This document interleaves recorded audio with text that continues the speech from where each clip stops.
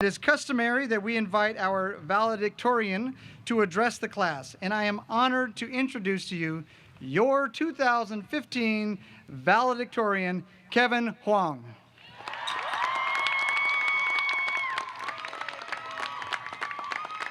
Kevin will be attending UCLA in the fall, and please help me welcome Kevin to the podium as he delivers his valedictorian address.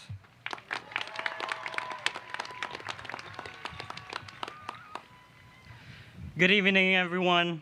I'm Kevin, but some of you may know me, Mr. David Olson. This is all your fault.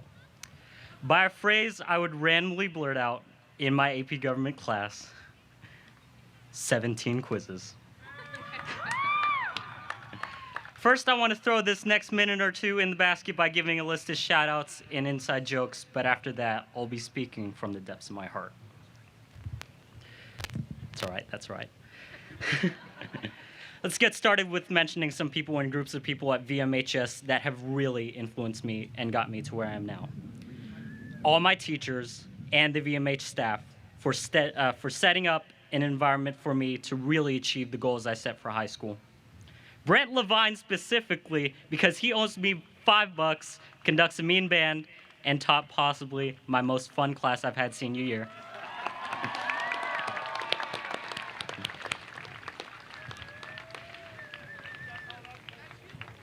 All sports teams for being truly inspirational, not only to me, but to a handful of other people as well.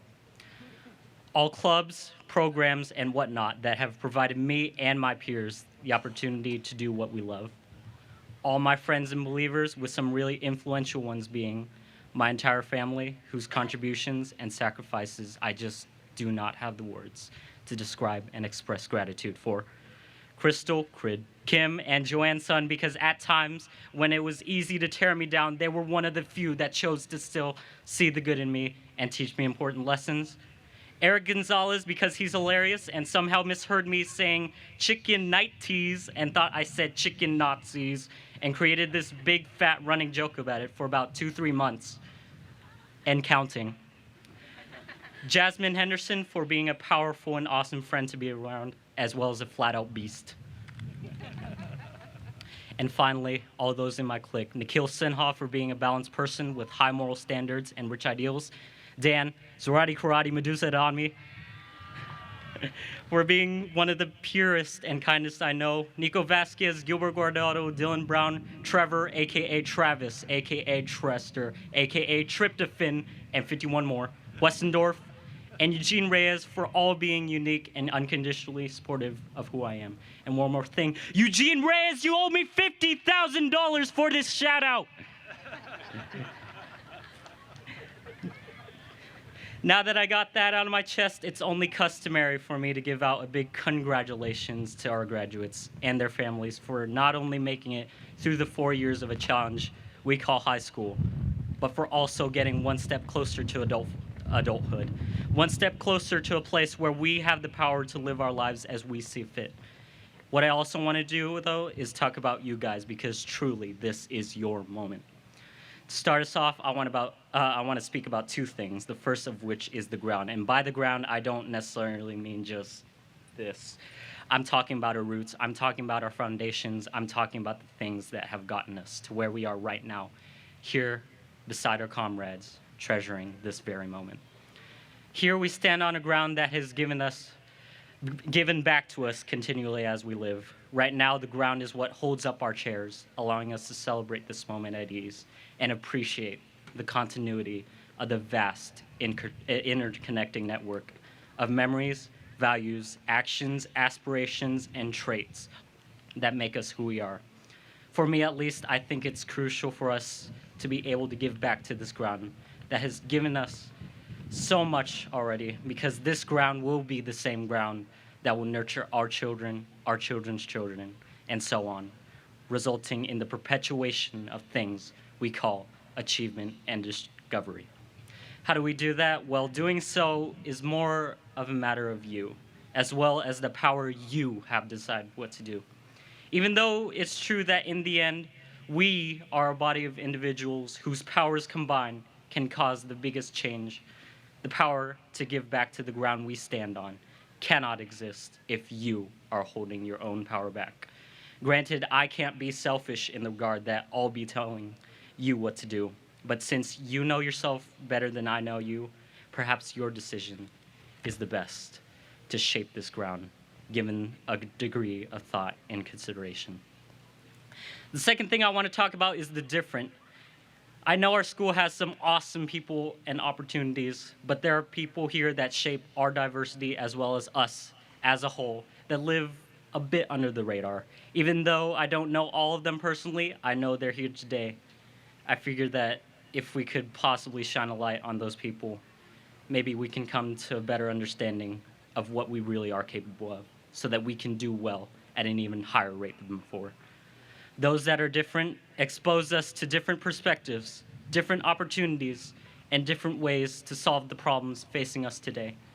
Those that are different make us, as a whole, excel in different ways, allowing us to recognize the capabilities we have, yet have never considered. To those that are different, don't feel like you're alienated or something like an outsider for being who you are. You are as in person as the person next to you. You stand up for causes that shape us in good ways, and you make significant contributions to the way we act as a body. You are the ones who can build off the ground in places where it is weak, and you know that.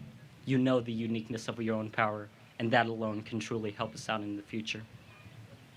With both my points out of the way, I just want to end this with a little something I wrote, describing our world from its beginnings till now. Think of it as something that both sums up my main points and bears possibly my most important message. It reads, when our world was born, the ground was of fire and destruction. Somehow our world had what was needed for life to be there, and indeed, life began to exist, feeding on the fire and living under the destruction the ground had brought it. But some forms of life were different, living not from the fire, but in the depths of the ocean. These individuals' contributions were something that would reshape the ground, in turn leading to the birth of even newer beings. And in this massive shift of the world, the new forms of life lived on. Likewise, those that were different lived on as their own while changing the ground in ways that they were by no means aware of. The phenomenon cascaded, in turn leading to the growth of countless types of life. The flowers, the animals, the abstract, and most importantly, the different. And from this, we were able to recognize the vast mosaic of colors our world had, inside and out.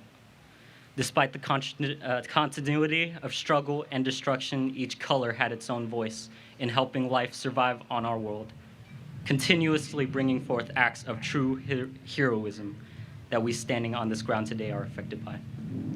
With that said, a world of flowers alone will be immobile and weak to the fire that may emerge and burn them in masses. A world of water alone will lack the colors that are necessary to foster its own longevity.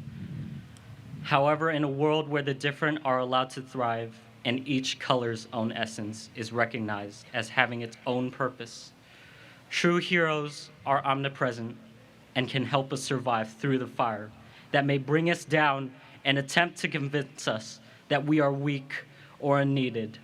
We are not unneeded, we belong. And because we are here, we are able to not only recognize and appreciate the heroes that led us to where we are now, we are also able to be the heroes that will change the world for the better.